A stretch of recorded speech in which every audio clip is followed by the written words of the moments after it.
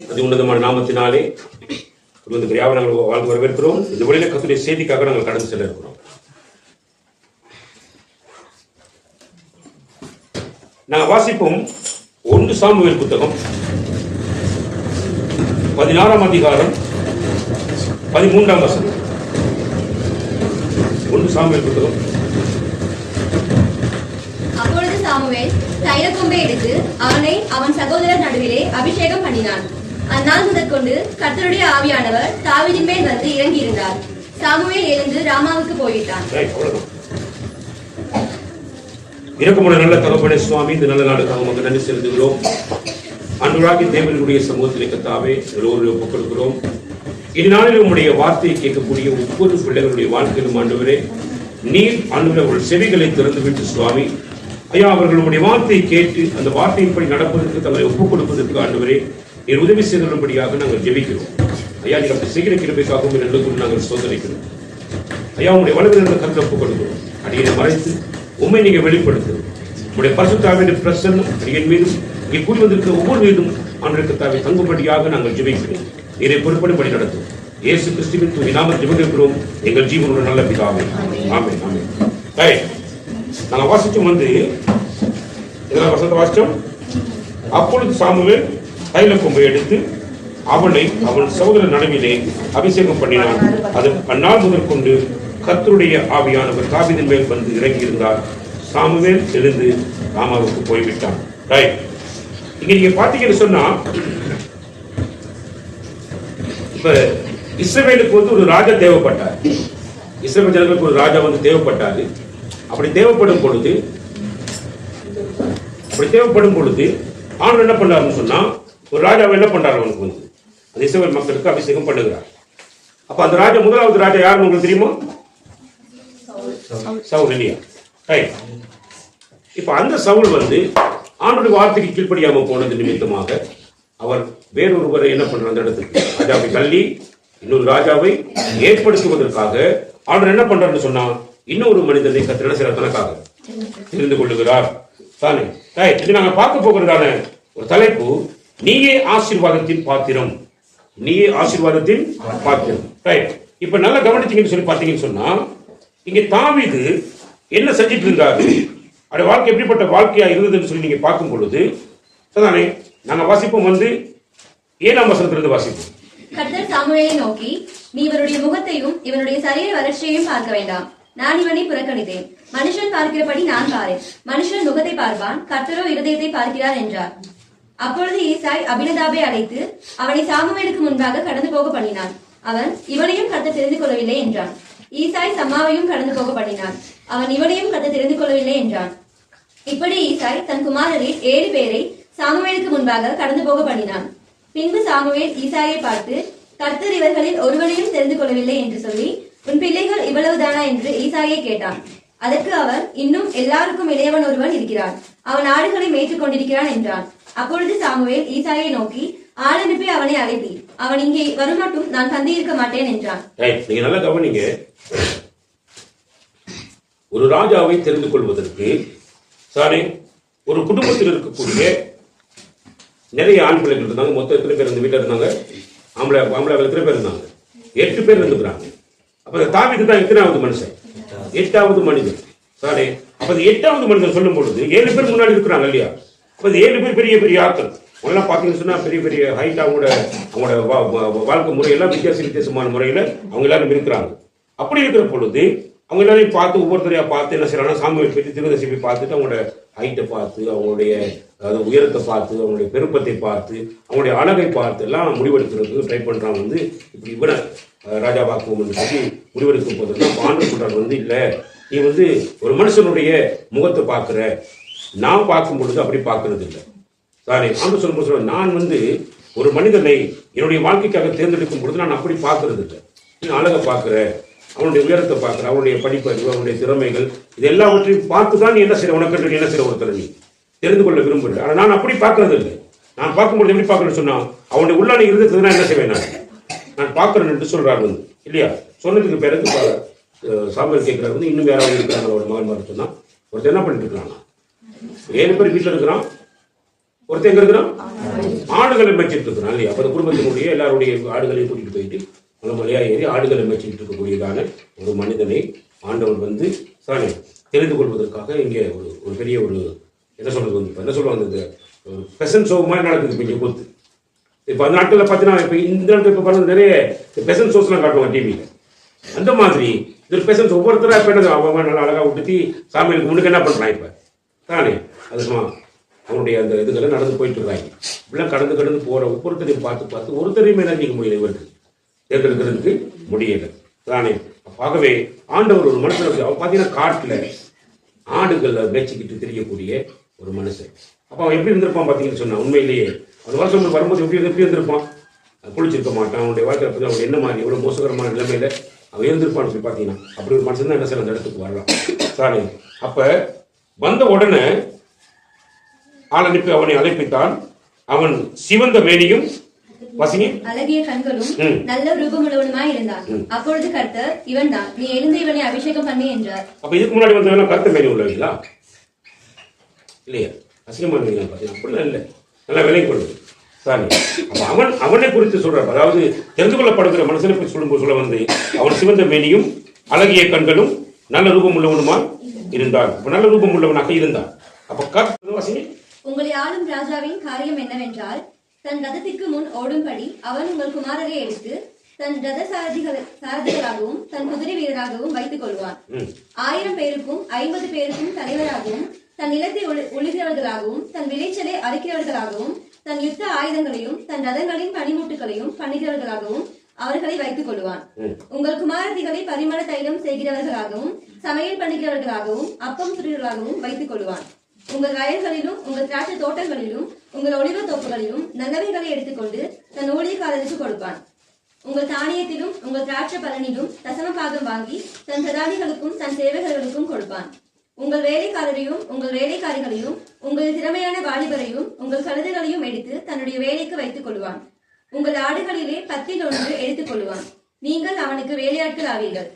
நீங்கள் தெரிந்து கொண்ட உங்கள் ராஜாவை நிமித்தம் அந்நாளிலே முறையிடுவீர்கள். நல்லா கவனிங்க. ஒரு ராஜாவாக ஏற்படுத்தப்பட்டுட்டா அவன் என்ன பண்ணுவான்னு சொன்னா, அது ராஜா வந்து எல்லாரையும் ஆட்சி செய்யக்கூடிய ஒருவனாக என்ன செய்யறான், வந்து மாறுகிறான். எல்லாரையும் ஆட்சி செய்கிறவனாக மாறுகிற பொழுது அவனுடைய வாழ்க்கை எப்படி இருக்குன்னு பாத்தீங்கன்னு சொன்னா, இப்ப அவருக்கு தேவையான சகலமும், அதாவது சகல ஜனங்களுமே அவருக்கு அந்த ராஜாவுக்கு பணிவிடை செய்யக்கூடியவர்களாக, அவருடைய பிள்ளைகள் வந்து அவருக்கு பணிவிடை செய்யக்கூடியவர்களாக, அவர் செய்யக்கூடிய சகல விதமான சம்பாத்தியத்திலும் எல்லாமே அந்த ராஜாவுக்கு என்ன செய்யப்படும், எல்லாமே ராஜாவுக்கு கொடுக்கப்படக்கூடிய சூழ்நிலையில் என்ன செய்யப்பட்டிருக்குன்னு சொல்லி பாத்தீங்கன்னா இருக்கும். அப்ப நல்லா கவனிங்க. அப்ப அந்த ராஜாவுக்கு ஏதாவது குறைவு இருக்கும்னு பாத்தீங்கன்னா இருக்குமா? குறைவு ஒரு குறைவும் என்ன செய்யாது, இருக்காது. அவனுக்கு எல்லாமே என்ன பண்ணும், இருக்கும் இல்லையா? அவனுக்கு ஒரு குறையும் இல்லாதபடி அப்படிப்பட்ட ஒரு வாழ்க்கையை தான் அவன் என்ன செய்வான், வாழ்வான். அப்ப இப்பதான் நம்ம என்ன பண்றோம் அப்படின்னா, சங்கீதம் 23ஆம் அதிகாரம் சாரி 5ஆம் வசனத்தை நாங்க வாசிக்கிற பொழுது, இந்த சங்கீதம் 23:5 வசனம் என்ன சொல்லுது? என் சத்துருக்களுக்கு முன்பாக நீர் எனக்கு ஒரு பந்தியை ஆயத்தப்படுத்தி என் தலையை எண்ணெயால் அபிஷேகம் பண்ணுகிறீர். நல்ல கவனிங்க சானே. இப்ப தாவீது நினைக்கையில இப்ப எப்படியான சூழ்நிலையிலிருந்து அவன் தெரிந்து கொள்ளப்படுகிறான் என்பதை அவன் எதிர்பார்த்தது கிடையாது. அவன் எதிர்பார்க்காத ஒரு காரியத்தில் அந்த தாவீதுக்கு இவ்வளவு பெரிய ஒரு ராஜஸ்தானம் அவனுக்கு என்ன இருக்குது, அவனுக்கு கிடைக்கப்பட்டிருக்கிறது. அப்ப கிடைக்க பெற்றா அப்ப அவதான் இங்க அவன் சொல்லும்போது கர்த்தரின் மெய்ப்பர் அப்படின்னா, அவருடைய மெய்ப்பர்னா நான் ஒருபோது என்ன செய்ய மாட்டேன், சாட்சி அடைய மாட்டேன்றான். அப்பதான் சொல்றேன், என் சத்துருக்களுக்கு முன்பாக எனக்கு ஒரு பந்தி ஆயத்தப்படுத்தி என் தலையை எண்ணெயால் அபிஷேகப்படுது. அப்ப தலையை எண்ணெயால் அபிஷேகம் பண்ணும் பொழுது எப்படி அபிஷேகம் பண்ணாங்க? இவர் இஸ்ரவேலுக்கு யாராக வரப்போறார்? இவர் ராஜாவாக வரப்போகிறார். அப்ப இந்த ராஜாவுக்கு ஏதாவது குறைவு இருக்குமான்னு பாத்தீங்கன்னா ஒரு குறைவும் என்ன செய்யாது, ஒரு குறைவுமே வரப்போகிறது இல்லை. ஒரு குறைவும் இல்லாத நிலையில அந்த ராஜா என்ன செய்யப்பட போகிறான்னா ஆசீர்வதிக்கப்பட போகிறான். சாரி, அவனுக்கானது எல்லாம் அவனிடத்தில் என்ன செய்ய போகுது, எல்லாம் தேடி வரப்போகிறது. சாரி, அப்பதான் நீங்க பாத்தீங்கன்னு சொன்னா, என் சத்துருக்களுக்கு முன்பாக யார் சத்துருக்கள், யாருடைய வாழ்க்கையில் சத்துருக்கள் அப்படின்னு பாத்தீங்கன்னு சொன்னா, மத்தேயு புத்தகம் 10ஆம் அதிகாரம் 36 வாசிங்க. ஒரு மனுஷனுக்கு சத்துருக்கள் அவன் வீட்டாரே. ஒரு மனுஷனுக்கு சத்துருக்கள் யாரு? அவன் வீட்டார். சரி, நீங்க நல்லா கவனிங்க. வீட்டில் இருக்கக்கூடிய இந்த 7 சகோதரர்கள் கூட இவன் அபிஷேகம் பண்ணப்படும் போது, அதாவது 8வது புள்ளியான இந்த தாவீது அபிஷேகம் பண்ணப்படுகிற பொழுது அவங்களோட மனநிலை எப்படி இருந்திருக்கும்?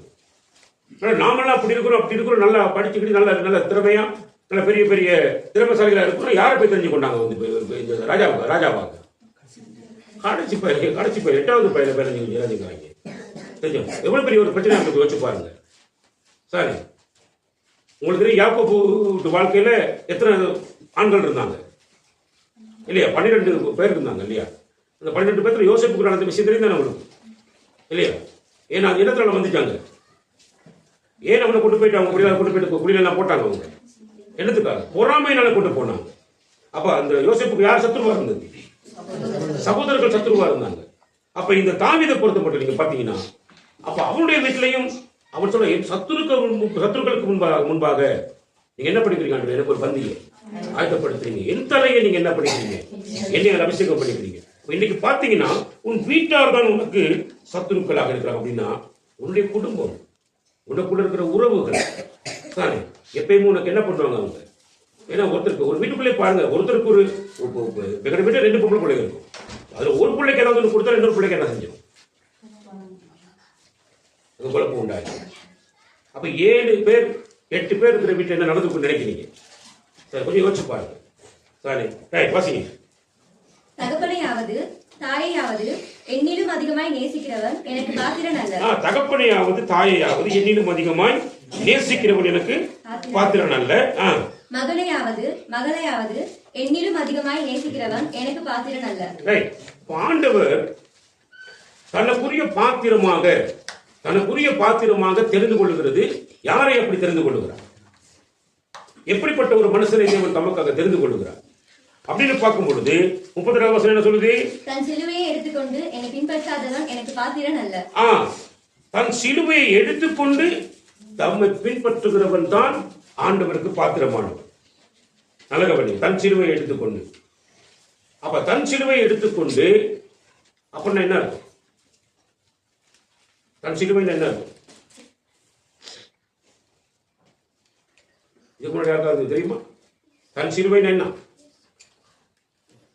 ஆண்டவராகிய இயேசு கிறிஸ்து வந்து எங்களுடைய பாடுகளை சுமக்கும்படியாக என்னது தெரிந்து கொண்டார்?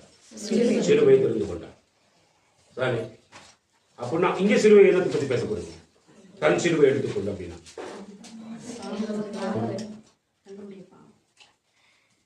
தன்னுடைய பாவத்தை எடுத்துக்கிட்டே சொல்லி சொன்னார். தன் சிலுவை என்ன அர்த்தம்?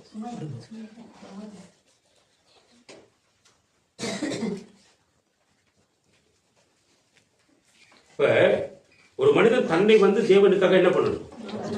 அர்ப்பணிக்க வேண்டும். அப்ப எப்படி அர்ப்பணிக்கணும்? எனக்கு இறுதி மூச்சு இருக்கும் வரைக்கும் நான் என்ன பண்ணணும்? ஆண்டவரே, நான் உமக்கு தான், உங்களுடைய காரியத்தை தான் என்ன செய்வேன் தான் என்ன செய்வேன்? ஒப்புக்கொள்கிறேன். சரி, இப்ப இயேசு கிறிஸ்துவின் சிலுவை என்ன அப்படின்னா சுயநலம் இல்லாத பொதுநல சேவையாக இந்த உலகத்தில் என்ன பண்ணாங்க? எல்லா மனுஷனுடைய பாவங்களை தன் மீது சுமந்து கொள்ளும்படியாக அவர் சிலுவை என்ன பண்ணார்? தனக்காக தெரிந்து கொள்கிறார். அப்ப அவரை பின்பற்றக்கூடிய மனிதனுடைய வாழ்க்கை எப்படி இருக்கணும் அப்படின்னு பாத்தீங்கன்னா,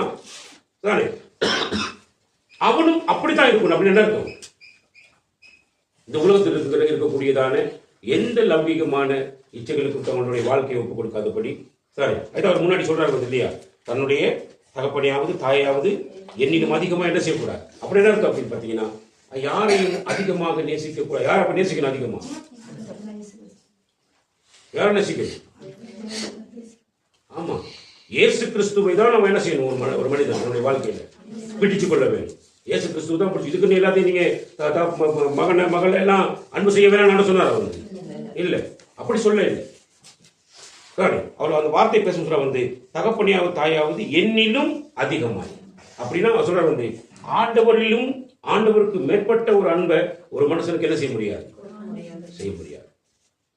என்னிலும் அதிகமாய் நேசிக்கிறவன் தகப்பனையாவது தாயாவது என்னிலும் அதிகமாய் அப்படின்னு அர்த்தம். சொல்லுங்க, அப்படின்னு என்ன அர்த்தம்? முதலாவது யாருக்கு அந்த அன்பு நம்ம செலுத்த வேண்டும்? தேவனுக்கு தான் நாங்கள் அன்பு காட்ட வேண்டும். தேவன் தான் எனக்கு எல்லாவற்றையும் கொடுத்திருக்கிறார். தகப்பனை கொடுத்தது அவர் தான், தாயை கொடுத்தது அவர் தான், எனக்கு ஒரு மகனை கொடுத்தது அவர் தான், மகனை கொடுத்ததும் அவர் தான். எல்லா உறவுகளையும் தருகிறவர் நம்முடைய ஆண்டவர் தான். அவர் கொடுக்காம எங்களுக்கு எதுவுமே எங்களுக்கு இந்த வாழ்க்கை என்ன செய்யாது கிடைக்க. அப்ப முதலாவது இடம் யாருக்கு கொடுக்க சொல்றாங்க வந்து தேவனுக்கு கொடுக்க சொல்றாங்க. முதலாவது தேவனுக்கு நான் என்னுடைய வாழ்க்கையை நான் செய்யணும், நான் கொடுக்க வேண்டும்.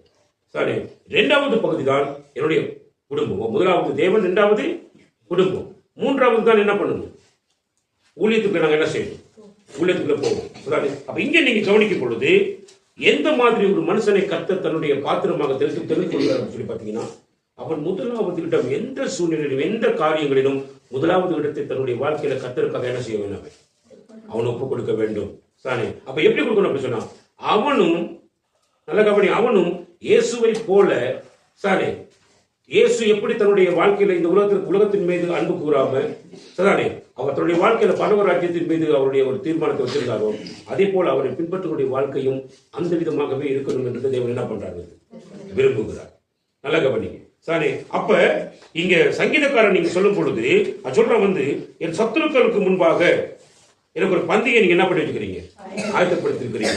சரி, அப்ப நல்ல கவனிங்க, ஆண்டவராகிய தேவன் ஒரு மனிதனை இந்த உலகத்திலிருந்து தெரிந்து கொள்ளும் பொழுது பாவ வாழ்க்கையிலிருந்து சானே ஒரு மோசகரமான நிலையிலிருந்து தான் தேவன் தனக்காக ஒருவன் என்ன பண்றாரு, தெரிந்து கொள்கிறார்.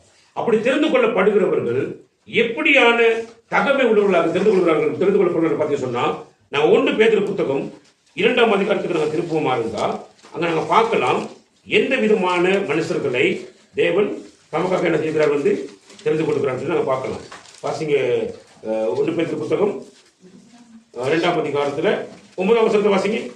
நீங்களோ உங்களை அந்தகாரத்தில் நின்று, நீங்களோ உங்களை அந்தகாரத்தில் நின்று, அந்தகாரம் என்ன அர்த்தம், ஒரு இருளான வாழ்க்கை, ஒரு பாவம் நிறைந்திருந்ததான ஒரு வாழ்க்கை, அல்லது ஒரு மோசமான ஒரு சூழ்நிலையில இருந்த ஒரு மனிதன் என்ன பண்றான்னா, தம்முடைய ஆச்சரியமான ஒளியினிடத்திற்கு, தம்முடைய ஆச்சரியமான ஒளியினிடத்திற்கு, அப்ப ஆண்டவராகிய இயேசு கிறிஸ்துவினுடைய ஒளிக்குள்ளதான் நம்ம என்ன படிக்கிறார், ஆண்டவர் வந்து வரவழைத்திருக்கிறார். எதுக்காக வரவழைத்திருக்கிறார், நாங்க என்ன பண்ணணும் அப்படின்னா, அவருடைய புண்ணியங்களை அறிவிக்கக்கூடியவர்களாக தெரிந்து கொள்ளப்பட்ட சந்ததி. அப்ப எங்களுக்கு ஒரு ஒரு ஒரு ஒரு பெரிய காரியத்தை கொடுக்க, நாங்களாம் யாருடைய சந்ததி அப்படின்னா, அவருடைய புண்ணியங்களை அறிவிக்கக்கூடிய சரி என்ன மாதிரி சந்ததி,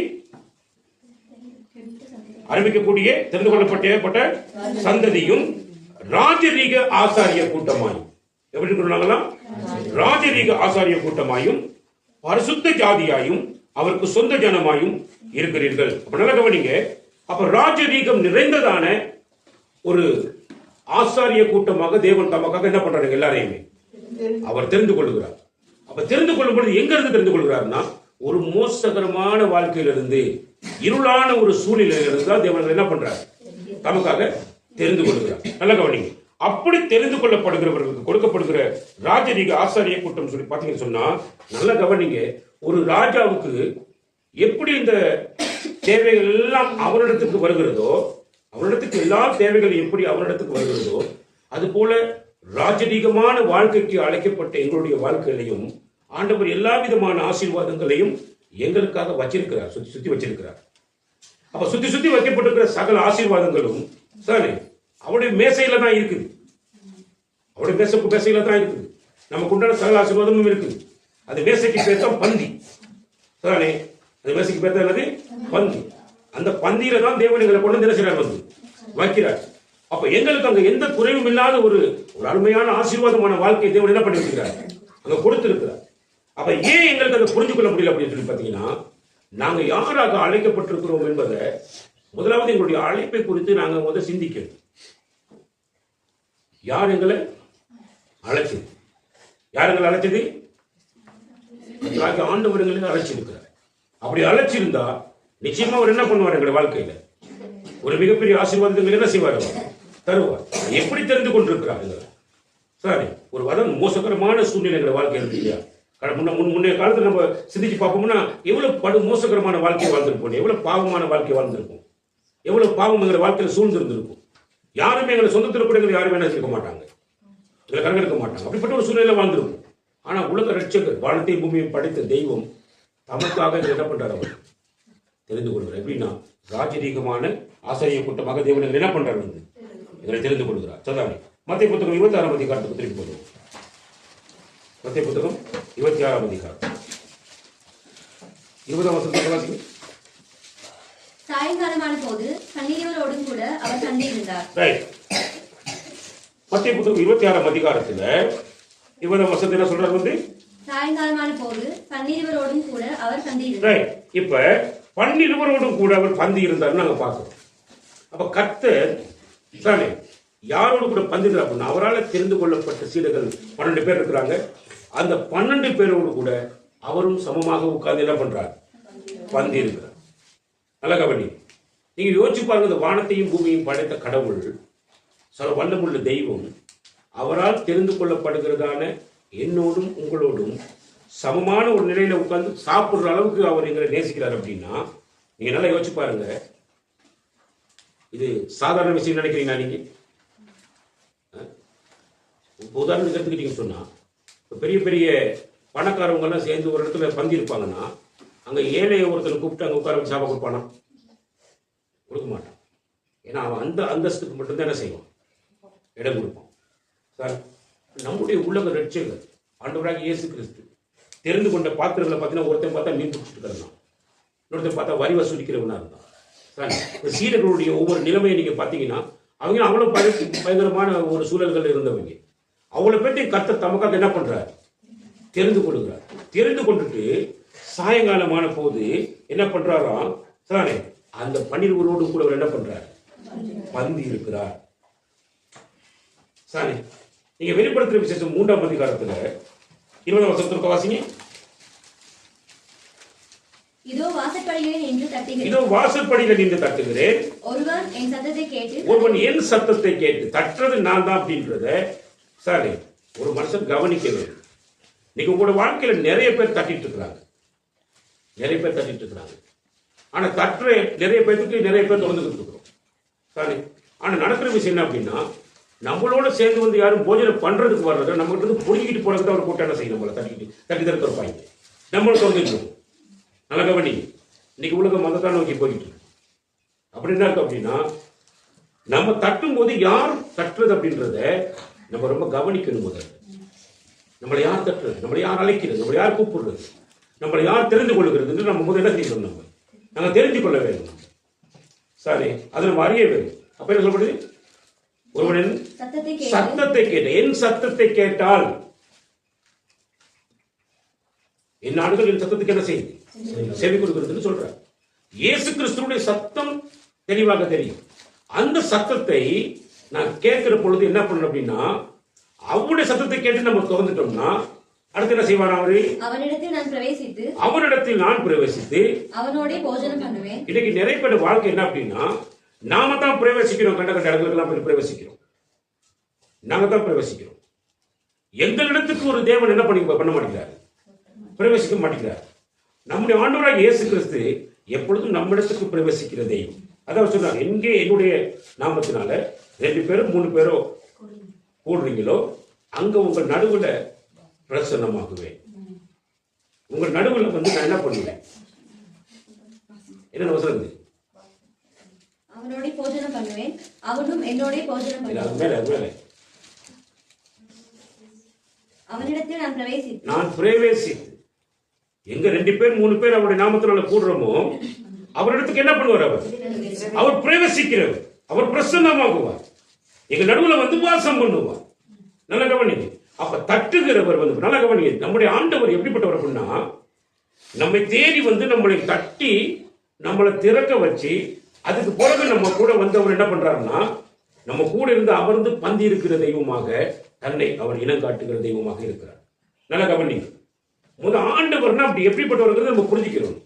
நம்ம ஆளுகை செய்யக்கூடிய ஆண்டவர் எப்படிப்பட்டவர், அவருடைய அன்பு எப்படிப்பட்டது அப்படின்னு பாத்தீங்கன்னா, தேவன் எப்பொழுதும் தேவன் என்பவர் நம்மை தேடி வருகிறவர், நம்மை தேடி வருகிறவர். சரி, நம்ம வந்து தட்டுவார், அவர் நம்மளை தட்டுவார். அப்ப தட்டுன உடனே போய் திறந்துடக்கூடாது. தட்டுன என்ன செய்யக்கூடாது? நிறைய பேர் தட்டுவாங்க, ஆனா திறந்துடக்கூடாது. நமக்கு தெரியும் தட்டுறது யாரு? இயேசு கிறிஸ்து தான் தட்டாரான்றத நான் சரியாக என்ன செய்யணும்? நான் அறிந்து கொள்ள வேணும். இயேசு தட்டினார்னா நீங்க திறந்தீங்கன்னா அவர் உங்க வீட்டுக்குள்ள பிரவேசிப்பார். உங்களோட கூட என்ன பண்ணுவார்? சேர்ந்து வாசிங்க. என்ன பண்ணுவார்? அவனோட கூட போஜனம் பண்ணுவேன், அவனும் என்னோட போஜனம் பண்ணுவான். அவனோடு கூட போஜனம் பண்ணுவார், அவனும் என்னோட கூட என்ன பண்ணுவார்? போஜனம் பண்ணுவார். இதுதான் தேவனுடைய ஐக்கியம். தேவன் எங்களோடு ஐக்கியமாக இருக்க விரும்புகிறார், எங்களோட சேர்ந்து இருக்கிறதுக்கு விரும்புகிறார். சரிதானே? அப்ப நல்லா கவனிங்க. அப்ப ஆண்டவர் சாயங்காலம் போது பன்னிரோடு கூட அவர் பந்திருந்தார். என்ன அர்த்தம் அப்படின்னு பார்த்தீங்கன்னு சொன்னா, அவர் யாரை தெரிந்து கொள்கிறாரோ அவர்களோடு கூட அவர் என்ன பண்ணுவார்? அவர் வந்து என்ன பண்ணுவார்? பந்தி இருப்பார். நல்லா கவனிங்க. அப்ப அததான் என் சத்துருக்களுக்கு முன்பதாக எனக்கு ஒரு பந்திகை என்ன பண்ணிக்கிறீங்க ஆண்டவரே? ஆயத்தம் பண்ணிக்கிறீங்க. என் சத்துருக்களுக்கு முன்பதாக எனக்கு சத்துருக்கள் எல்லாம் மெய்மறந்து பெரிய ஆச்சரியமா பார்ப்பாங்க. என்னடா சார் இவனுக்கு சாதிப்பு இப்படிப்பட்ட ஒரு நிலைமையில இருந்தவன், ஆடு வச்சிட்டு இருந்தவன், இவனுக்கு இவ்வளவு பெரிய ஒரு உபகாரம் இவனுக்கு கிடைச்சிருக்கு, இன்னைக்கு கிடைச்சிருக்குது. சரிதானே? ராஜாதி ராஜன் தேவாதி தேவனோடு சமமாக உட்கார்ந்து பந்திருப்பதற்கு ஒரு மிகப்பெரிய காரியத்தை தேவன் என்ன பண்ணிக்கிறார்? கொடுத்திருக்கிறாரே. சாரி, அதனுடைய முடிவு என்ன சொல்லுது? அந்த வசனத்துடைய முடிவு என்ன சொல்லுது? இல்ல 23வது 5வது வசனம், சங்கீதம் 23ல 5வது வசனம் முடிவு என்ன சொல்லுது? என் பாத்திரம் நிரம்பி வழிகிறது.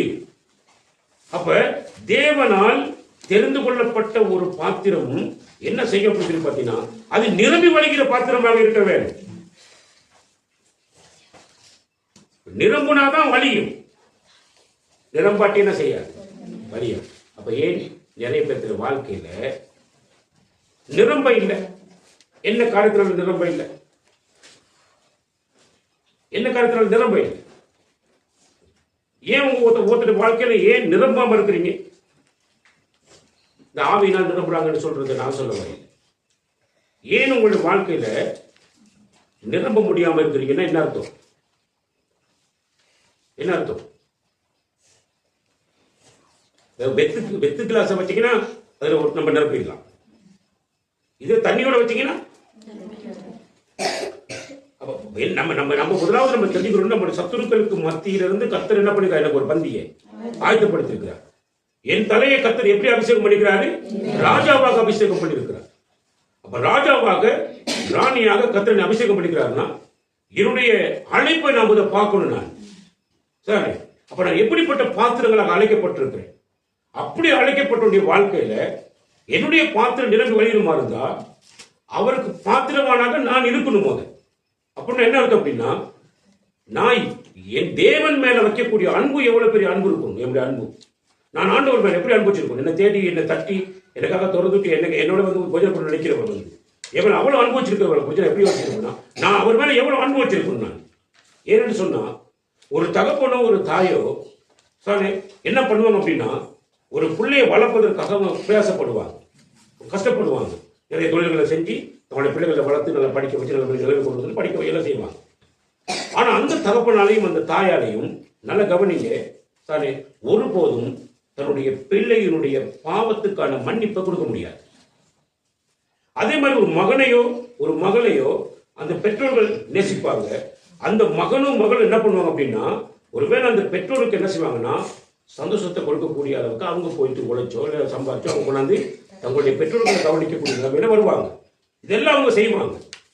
சாரி, ஒருவேளை ஒரு மகன் ஒரு ஆச்சரியமான ஆசீர்வாதத்தை கொண்டு வரலாம், ஒரு மகளும் ஒரு ஆசீர்வாதமான பிள்ளையாக என்ன செய்யலாம் இருக்கலாம். ஆனா அந்த மகனோ மகளோ என்ன செய்யலாம் அப்படின்னு பாத்தீங்கன்னா, அவனுடைய பாவத்துக்கான ஒரு மன்னிப்பை என்ன செய்ய முடியாது, கொடுக்க முடியாது. நல்ல கவனி. அப்ப இந்த உலகத்துல சரிதானே, நம்ம பெற்றோர்கள் நமக்கு ஒரு பெரிய சொத்தா இருப்பாங்க, அது உண்மை. நம்முடைய பிள்ளைகள் நமக்கு மிகப்பெரிய சொத்தா இருப்பாங்க, அதுவும் உண்மை. சரி, இது ஏதாவது பிழை இருக்கா? ரெண்டுமே உண்மைதான். ஆனா என்னன்னா, எவ்வளவு பெரிய சொத்தாக இருந்தாலும் அந்த சொத்து என்னுடைய வாழ்க்கையில் எனக்கு பாவ மன்னிப்பு நிச்சயத்தை என்ன செய்யாது, கொடுக்காது. சரி, எவ்வளவு பெரிய செல்வமாக என்னுடைய பிள்ளைகள் இருந்தாலும் அந்த பிள்ளைகள் எனக்கு ஒரு பாவ மன்னிப்பு நிச்சயத்தை என்ன செய்யாது, கொடுக்காது. அப்ப எது முக்கியம் என்பதை தேவன் விளக்குகிறார். இங்கே காட்டும் பொழுது என்னத்தை விளக்கி காண்பிக்கிறார்? என்னதை விளக்கி காண்பிக்கிறார்? உன் பெற்றோர்களை விட உன் பிள்ளைகளை விட சரி உனக்கு மிகப்பெரிய உபகாரத்தை செய்யறது யாரு? யாரு? உனக்காக சிலுவையை தூக்குறவர் யாரு? உனக்காக சிலுவையை தூக்குறவர் யாரு? ஆண்டவராகிய இயேசு கிறிஸ்து. ஏன் சிலுவையை தூக்குறாரு? உன் பாவங்களை உன் அக்கிரமங்களை மன்னிப்பதற்காக. நீக்கி உனக்கு விடுதலையை கொடுப்பதற்காக. ஆகவேதான் நீ என்ன செய்யணும், அவரை நீ அதிகமா என்ன செய்யணும், நீ நேசிக்கணும். எப்படின்னா இந்த சொத்தெல்லாம் ஒருவேளை என்ன செய்யும், ஒரு நாளைக்கு பெற்றோர்கள் என்ற சொத்து என்ன செய்யும், ஒரு நாள் அழிஞ்சிடும். பிள்ளைகள் என்ற சொத்து என்ன செய்யும், ஒரு நாள் அழிஞ்சிடும். அழியாத சொத்து எது? ஆண்டவராகிய இயேசு கிறிஸ்து மட்டும் அழிய மாட்டான். அதான் சொல்றாங்க, நீ இதெல்லாம் நீ கவனிச்சு பார்த்தீங்கன்னா நீ முதலாவது இடத்தை யாருக்கு கொடுப்ப, நீ கர்த்தருக்கு கொடுப்ப. அப்பதான் நீ உன் சிலுவை என்ன செய்ய எடுத்துக்கிட்டு என்ன செய்ய, நீ வர வேணும். சாரி, அப்ப ஏனென்றால் உன் பாவங்கள் உனக்கு மன்னிக்கப்படும் போது நீயும் மற்றவருடைய பாவத்தை என்ன செய்யணும், நீ மன்னிக்க வேண்டும். சரி, அதான் சொல்ற, என் கடனாளிக்கு நான் மன்னிக்கிறது போல என் கடனை எனக்கு மன்னித்தரணும் அப்படின்னு ஜெபம் பண்ண அப்படிங்கிறார். சரி, அப்ப என் கடனாளிகளுக்கு நான் மன்னிப்பு கொடுக்காட்டி என்னுடைய கடன் என்ன செய்யப்படாது, மன்னிக்கப்பட மாட்டார். நல்ல கவனி. சரி, அப்ப ஆண்டவராகிய இயேசு கிறிஸ்துவானவர் சரி எங்களுக்கு கொடுக்கக்கூடியதான அந்த ராஜ்யதிகமான ஒரு ஆட்சி எப்படிப்பட்டது அப்படின்னு சொன்னா, என்னுடைய வாழ்க்கையில நான் கர்த்தருக்கு பிரியமான பாத்திரவானாக என்னை நான் கர்த்தருக்கு ஒப்பு கொடுத்து, கர்த்தரே தஞ்சம், அவர்தான் என் மெய்ப்பர், அவர் என் மெய்ப்பரானது எனக்கு ஒருபோதும் தாழ்ச்சி என்ன செய்யறதில்லை, வர்றதில்லை. என்னை அவர் வித்தியாசமான முறையில் என்னை அவர் ஆசீர்வதிக்கிற தெய்வம்னு சொல்லி கர்த்தரை பிடித்து கொண்ட ஒரு வாழ்க்கை வாழுகிறவனுடைய வாழ்க்கையை கர்த்தர் எதிர்பார்ப்பார். அப்படி பிடித்து கொண்ட ஒரு வாழ்க்கையை வாழ்வதற்கு எதிர்பார்க்கிறது கர்த்தருக்கு பயப்படுறவன் அவர் வழியில நடக்கணும். அவருக்கு பயந்தா அவன் என்ன பண்ணணும், அவர் வழியில நடக்காதவன் கர்த்தருக்கு என்ன செய்யல, பயப்படல. அப்ப பாருங்க, ரெண்டு விதமான கருத்து. ஒண்ணு, நீ கர்த்தருக்கு பயப்படணும். பயந்தீங்கன்னா நீ என்ன செய்வ, அவருடைய கற்பனைகளை கை கொள்ள. நீ பயப்படலான்னா அவருடைய கற்பனை என்ன செய்ய மாட்டேன், கை கொள்ள மாட்டேன். நீ அவர் வழி நடக்க மாட்டேன். சரி, அப்ப இதை சொல்றாங்க. அவருக்கு பாத்திரவானாக நான் என்னுடைய வாழ்க்கையை நான் கர்த்தருக்கு ஒப்பு கொடுக்கிற பொழுது அவருக்கு பாத்திரவானாக இருக்கிற என்னுடைய பாத்திரம் என்ன செய்யும் அப்படின்னு பாத்தீங்கன்னா, அது நிரம்பும். என்னுடைய பாத்திரம் என்ன செய்வது, நிரம்பும். அப்ப என்னுடைய பாத்திரம் நிரம்புறதோட நின்றக்கூடாது. தேவன் தெரிந்து கொண்ட ஒரு பாத்திரம் எப்படி இருக்கணும்னா, அது நிரம்புறதோடு இருந்துடக்கூடாது. ஒரு டின்னோ ஒரு பெரலோ நல்ல கவனிங்க, நிரம்பி இருக்குங்கிறது கிட்ட போய் பார்த்தா தான் தெரியும். கிட்ட போயிட்டு எட்டி பார்க்கணும் நிரம்பி இருக்காங்க. அந்த நிரம்பி வலிகிற விஷயத்த தூரத்துல இருந்தே கவனிக்கலாம். நல்லா கவனிச்சு பார்த்தது, தூரத்துல இருந்தே கவனிக்கும். அது வலிஞ்சிட்டு இருக்குது, நிரம்பி என்ன இருக்குது, அது வலிஞ்சிட்டு இருக்குது. ஒரு காலத்துல என்னுடைய வாழ்க்கையில நிறையாது என்னுடைய பாத்திரம். அப்புறம் என்ன இருக்கு, ஒண்ணுமே இருக்காது, படுமோசமான நிலைமை இருந்துட்டு இருப்பேன். இன்னைக்கு நிறைய பேர் பார்வையில எது நிரம்பி வலிக்கிறது, நிறைய பேர் என்ன பண்றாங்க, தூரத்துல இருந்து கவனிக்கிறாங்க. நிரம்பி வலிய வேணும். ஒரு கர்த்தரை ஆராதிக்கக்கூடிய உடைய வாழ்க்கை அவர் தெரிஞ்சுக்கணும். நான் ரட்சிக்கப்பட்டேன் இல்ல, ரட்சிப்பு பெற்றுக்கொண்டேன். சாரே, என் ஆண்டவர் என்னை தெரிந்து கொண்டார். சாரி, இயேசு கிறிஸ்துவை நான் தெரிந்து கொள்ளவில்லை, அவர் என்னை தெரிந்து கொண்டார். ஏன் அப்படின்னா, என்ன கனி என்ன செய்யணும், நிறைஞ்சிருக்கணும். அந்த கனி என்ன செய்யணும், வாழ்க்கையில நிலைச்சிருக்கணும். நான் என்ன பண்ணணும், கனி கொடுக்கணும். பாருங்க, ஆண்டு எவ்வளவு அருமையான முறையில எங்களை தெரிந்து கொள்கிறார் தேவன் சொல்லி பார்த்தீங்க. அப்ப நம்மளாம் தெரிந்து கொண்டிருக்கிற அப்படின்னா, நான் நிரம்பின பாத்திரமாக இருக்கிறதுன்றதை விட நிரம்பி வலிகிற பாத்திரமா என்ன பண்ணணும். அப்ப ஒரு ராஜாவாக ஒரு ராணியாக இருக்கக்கூடியவர் என்ன பண்ணுவான்னா, நிரம்பி வலிகிற ஒரு நிலைமைக்கு அவன் ஆசீர்வாதத்தை என்ன பண்ணணும், வாழ்க்கையில் பெற்றுக்கொள்ள வேண்டும். நல்ல கவனி. அப்ப இந்த உலகம் இருக்கக்கூடியதான செல்வங்களை குறித்து நான் பேசல, உலக சொத்துக்களை குறித்து நான் என்ன செய்யல, பேசல. நல்ல கவனி. என்னுடைய வாழ்க்கையில என்னுடைய பாத்திரம், அதாவது என்னுடைய இருதயம் எதுல நிறைஞ்சிருக்கணும் அப்படின்னு பாத்தீங்கன்னா, என் ஆண்டவருடைய வார்த்தையில நான் என்ன செய்யப்பட்டிருக்கணும், ஒவ்வொரு நாளும் நிறைக்கப்படும். அதுதான் ஆண்டவருடைய வசனத்தை வாசி சொல்றாங்க இல்லையா, வார்த்தையில நிரப்பணும். என் வார்த்தையில நான் நிரம்பி வலியவேன். வார்த்தை என்ல இருந்துச்சுன்னா தான் அது என்ன செய்யும், நிரம்பி வலி. அது வலிந்து ஓடுனாதான் அநேகருக்கு ஆசீர்வாதத்தை என்ன செய்யும், அநேகருக்கு விடுதலையை கொண்டு வரும். நல்ல கவனி.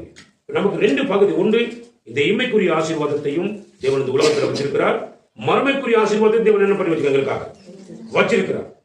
சரி, அப்ப ஆண்டவர் சாதாரண இடத்துக்கு எங்களை தெரிந்து கொள்ளவில்லை. சரி, பார்க்கும்போது ஆடுகளை தான் மேய்ச்சிக்கிட்டு இருந்தான். வீட்டுல குடும்பத்தில் யாரா இருந்தா கடைசி பிள்ளை 8வது பிள்ளையா இருக்கிறாங்க. அப்ப எல்லாருக்கும் அடிமையா தான் பண்ணிருக்கு. அவளை பத்துட்டு ஆடுகளை கொண்டு வச்சுக்கிட்டு மேய்ச்சிக்கிட்டு தேர்தலை கொண்டு போறது வருது. இந்த மாதிரி ஒரு மோசகரம் பண்ணிப்பாங்க. அவங்க அன்னை மாதிரிலாம் படையில போய் நிற்கும் போது கூட யாரும் சாப்பாடு கொண்டு போவாங்க. அவனுக்கு தாவி தான் சாப்பாடு கொண்டு போவான். அப்படிப்பட்ட நிலைமையில தான் இருந்தான் தாவி. சரி, ஆனா ஆண்டவர் என்ன பண்றாருன்னா அவனை என்ன பண்றாரு, தன்னுடைய ராஜாவாக அபிஷேகம் பண்ணுறார். நானும் ஒரு காலத்தில் நீங்க எல்லாரும் அப்படித்தான் நமக்கு வாழ்க்கையில இருந்திருப்போம். சரிதானே? நீங்க உண்மையா கடவுளை நீங்க சரியான முறையில் நீங்க பிடிச்சுக்கிட்டீங்கன்னா அவர் உங்களை தெரிந்து கொண்ட நோக்கத்தினுடைய அந்த நிறைவை உங்களுக்கு என்ன பண்ணுவார், அவர் காண்பிப்பார். சாரி, உங்களை தெரிந்து கொண்ட நோக்கத்தின் நிறைவு காண்பிப்பார். ஆகவே நம்ம கிட்ட நல்லா கவனி, நம்ம கிட்ட ஒண்ணும் இல்லைன்னு நம்ம என்ன செய்யக்கூடாது, சொல்லக்கூடாது. நம்ம கிட்ட ஒண்ணும் இல்லைன்னு சொல்லக்கூடாது. ஏன் தெரியுமா? நல்லா கவனிங்க. உலகத்தில் இருக்கிறவனிலும் எண்ணில் இருக்கிறவர் யாரு? பெரியவர் இல்லையா? அவர் என்ன சொல்லிக்கிறார்னா, இது உலகத்தின் முடிவு பரியந்தமும் சகல நாட்கள் தான் உங்களுடனே கூட என்ன பண்றேன் இருக்கிறேன்னு சொல்றேன். உங்களுடனே கூட இருக்கிறேன்னு சொல்ல என்னோட இருக்கிறார் அப்படின்னா ஒண்ணும் இல்லாத இடத்துல ஒன்றை உருவாக்கக்கூடியவர். ஒருத்தர் சொல்றான் இல்லையா, எத்தனை பேருக்கு அந்த வசனம் தெரியும்? ஒருத்தர் சொல்றான் பாருங்க, ஒருத்தர் சொல்றான், ஆண்டவரே நீர் விதைக்காத இடத்திலே அறுக்கிறவர் அப்படின்னா, நீர் தெளிக்காத இடத்திலே சேர்க்கிறவராகி கடினமுள்ள மனுஷன் நான் என்ன செய்யறேன். எத்தனை பேருக்கு வசனம் வாசி. ஒரு தாளந்தை வாங்கினவன் வந்து, ஆண்டவனே நீர் விதைக்காத இடத்தில் அறுக்கிறவரும், நீ விதைக்காத இடத்துல அறுக்கிறவரும் தெளிக்காத இடத்தில் சேர்க்கிறவருமான கடினமுள்ள மனுஷன் என்று அறிவேன். ஆண்டவரை பற்றி பேசணும்னு சொல்றான். நீ விதைக்காத இடத்துல அறுவடை செய்யக்கூடியவன் நம்ம ஆண்டவர். தெளிக்காத இடத்துல கர்த்தர் என்ன செய்வார், எல்லாத்தையும் சேர்க்கக்கூடியவராக இருப்பார் நம்முடைய ஆண்டவர். சரி, அவரை தான் தேவன் எனக்கு என்ன பண்ணுகிறார், கொடுத்திருக்கிறார். அவர்தான் என்னோடு கூட இருக்கிறார். என்னோடு கூட அவர் இருக்கிறாருன்னா நான் என் வாழ்க்கையில எதுவும் இல்லைன்னு என்ன செய்யக்கூடாது, சொல்லக்கூடாது. சரி, நாங்களாம் யாருன்னா தேவனுடைய ராஜாக்களாக இருக்கிறோம், தேவனுடைய ராஜாத்திகளாக இருக்கிறோம்.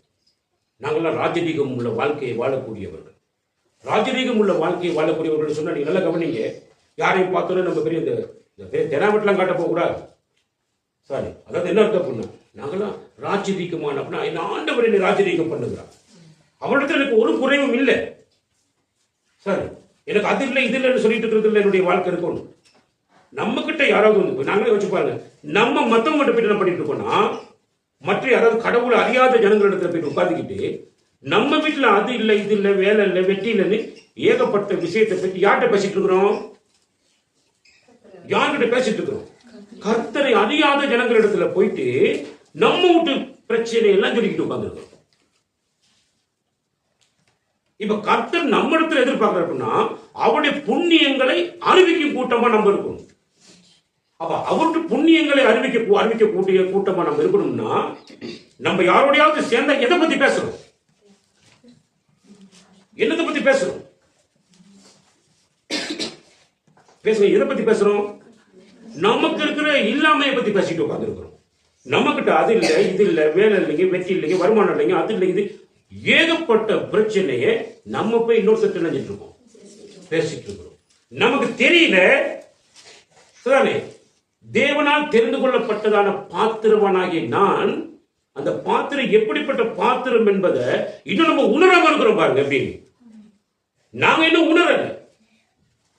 அந்த காலத்தில் நின்று எங்களை கொண்டிருக்கிறார் எங்க ஆச்சரியமான ஒளி எடுத்து கொண்டிருக்கிறார். அது ஆச்சரியமான ஒளினாலும் சாதாரண ஒளி, அது ஆச்சரியமான ஒளி. அப்படி என்னது, சூரியனை விட ஆச்சரியமான ஒளி. அந்த ஒளி இடத்துக்கு தான் தேவனை அழைச்சிருக்காங்க. அப்ப நாங்க என்ன பண்றோம் அப்படின்னா, எங்க பார்த்தாலும் எங்க பண்ண நம்ம பஞ்சம் படிக்கணும், நம்ம தான் பஞ்சம் படிக்கணும். நமக்கு அது இல்லை இது இல்லை அப்படி பிடிச்சிரு இப்படி பிடிச்சிரு சொல்லி நம்ம பஞ்சத்தை நாம படிச்சுட்டு உட்கார்ந்துருக்கிறோம். எப்படி மற்றவர்களுக்கு தேவனுடைய புண்ணியங்களை அறிவிக்க முடியும், எப்படி கர்த்தருடைய வார்த்தைகளை அவங்களுக்கு நம்ம கொண்டு போறது, கொஞ்சம் சிந்திச்சு பாருங்க. எப்படி மற்றவங்க ரட்சிப்புக்குள்ள வர முடியும்? சாரி, அப்ப நல்லா கவனிச்சு பார்த்தீங்கன்னா, அதை தாவீது கர்த்தருடைய இருதயத்துக்கு ஏற்றவன் அப்படின்னா உண்மையிலே அப்படிப்பட்ட பாடல்களை தான் கர்த்தருக்காக என்ன பண்ணிச்சுக்கிறான், பாடியிருக்கிறான். அவனுக்கு சோதனைகள் மத்தியில போகும்பொழுது கூட அவன் தேவனை பாடிக்கொண்டே தான் செஞ்சான், தெரிஞ்சான்.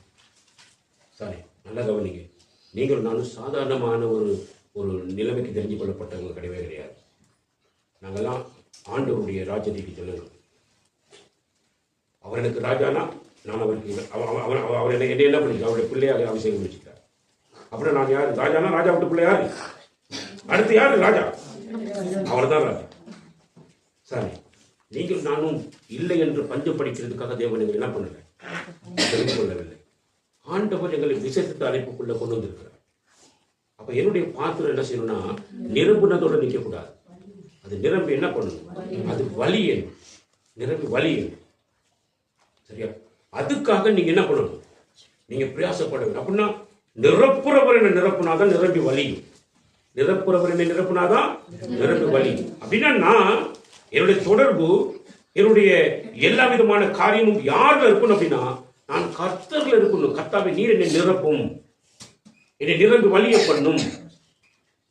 சொல்றது அப்ப ஆண்டவர் என்னை நிரப்பி, அப்ப நிரப்பிக்கிட்டே இருந்தா நிரப்பி என்ன செய்யும்? பாட்டுல வலிக்கு போகும். நிரம்பி வலிக்கிறது, பாத்திரம் நிரம்பி வலிக்கிறது. சாரி, அடுத்த சொல்றது வசனத்துல என் ஜீவனுள்ள நாளெல்லாம் நன்மையும் கிருபையும் அது அடுத்த வசனம். இந்த 5வது வசனம் எப்படி முடியுது அப்படின்னா, என் சத்துருக்களுக்கு முன்பதாக எனக்கு ஒரு பந்தியை நீங்க என்ன பண்றீங்க? ஆயத்தப்படுத்துறீங்க. சரி, அந்த பந்தி 12 பேரோட கூடி அமர்ந்து அவர் புசித்த அந்த பந்தி என்ன பந்தி? அது ராத்திரி போஜன பந்தி. ராத்திரி போஜன பந்தியில் உட்கார வச்சு யாரோட உட்காந்து சாப்பிடுறாரு? அதுல ஒருத்தன் உட்கார்ந்து இருக்கான். அவனு யாரு? காட்டி கொடுக்குற ஒன்னாதுக்குள்ள இருக்கிறான். என்னோட சேர்ந்து உட்கார்ந்து என்ன பண்றாரு? விலைக்கு இல்லை, இவ்வளவு பெரிய பந்தியில் உட்கார வச்சிருக்கிறாரு.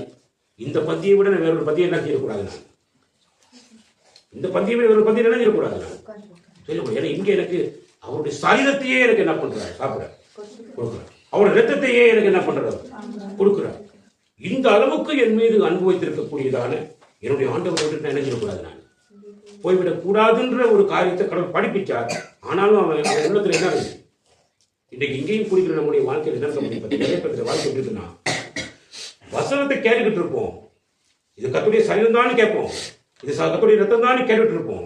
ஆனா எங்களோட சிந்தனை அவரோடு இருக்கிறதுக்கு தோணாது. வெவ்வேறு விதமான சிந்தனைக்கு நேராக ஓடிட்டு இருக்கும். கர்த்தருக்கு அடங்கி வாழ பிடிக்காது.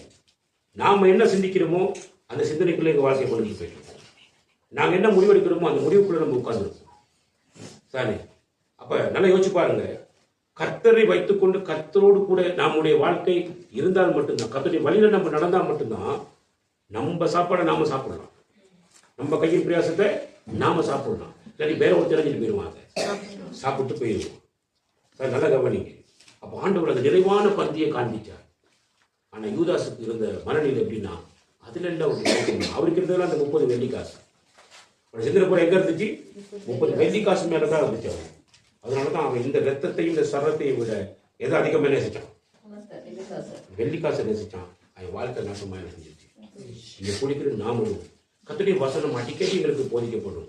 இப்படி நடக்காத, குடும்பமே இப்படி செய்யுது, கணவன் மனைவி நீ இப்படி இரு, பிள்ளைகளை நீ இப்படி இரு, பெற்றோரை நீ இப்படி இருந்து ஆண்டவர் பல காரியங்களை எங்களுடைய வாழ்க்கையின் ஆசீர்வாதத்துக்காக கற்றுக் கொடுத்துட்டே இருப்பாரு. ஆனா எங்க இருதயத்துல எல்லாம் என்ன இருக்கும் அப்படின்னு பாத்தீங்கன்னா, நான் இந்த உலகத்துல பலதரப்பட்ட சிந்தனைகளை என் உலகத்துல வச்சுக்கிட்டு இருப்பேன். அதனால என்னுடைய அந்த சிந்தனை என்ன பண்ணிருந்தா, என்னை நிரம்பி வழியில பாத்திரமாக என்ன செய்யாது, என்னைய மாத்தாது. சாரி, நான் எப்ப பார்த்தாலும் ஒண்ணுமில்லாத பாத்திரத்தை தேடி இணைஞ்சிட்டு இருப்பேன். நான் ஓடிட்டு உட்கார்ந்துருப்பேன். கர்த்தரை உங்கள் தஞ்சமாக கொள்ளுங்க. கர்த்தரை உங்கள் மெய்ப்பராக எண்ணுங்க. கர்த்தர் உங்களுடைய வாழ்க்கையில இருக்கிறார் என்பதை எப்பொழுதும் உணருங்க. உங்கள் நடுவுல கர்த்தர் எப்பொழுதும் வந்து வாசம் பண்ணுவார்னு என்ன செய்யுங்க, நம்புங்க.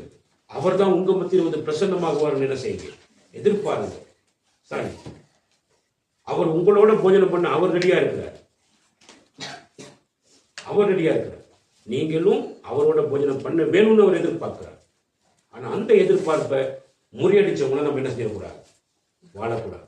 ஆண்டவர் எங்களை தெரிந்து கொண்டது இப்படி சாதாரணமானது இல்லை. சாரி, நாங்கள் நிறைவானவர்கள்.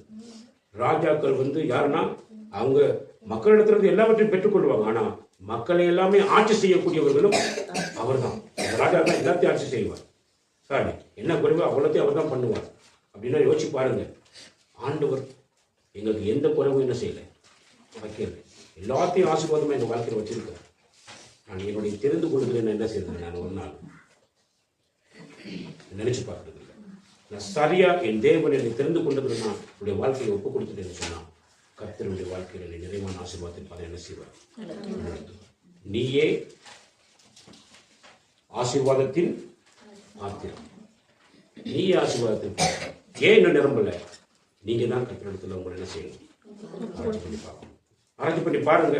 கர்த்தருக்கு உங்களை விட்டு கொடுங்க. கர்த்தர் உங்கள் பாத்திரங்களை நிரம்பி வழிய பண்ணுவாரா?